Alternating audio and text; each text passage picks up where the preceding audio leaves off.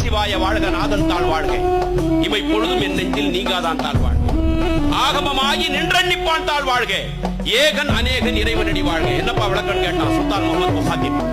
சொன்னாரு ஏகன் என்றால் இறைவன் ஒருவன். அப்படியா? குர்ஆன் கூட அதான் சொல்லுது. சரியா சொல்றாரு? வேற என்ன சொன்னார்? ஏகன் இறைவன் ஒருவனாய் இருக்கிறார், அநேகன் அவன் எல்லா உயிர்களிலும் இருக்கிறான் என்று சொன்னார்கள். அப்படியா? இதை சொன்னவர் யார்? மாணிக்க வாசகர். எதுல சொன்னார்? திருவாசகத்துல. வேற என்ன சொல்லி இருக்கிறார்?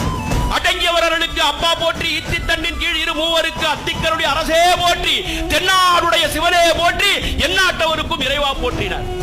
என்னப்பா இதுக்கு பொருள்னு கேட்டான் சுல்தான் முகமது முஹாத்திப். துர்காராவ் சொன்னார், தென்னாட்டில் இவனுக்கு பேரு சிவன், எந்நாட்டவருக்கும் இறைவன். தென்னாட்டில் இவருக்கு பேரு சிவன், எந்நாட்டவருக்கும் இறைவன்.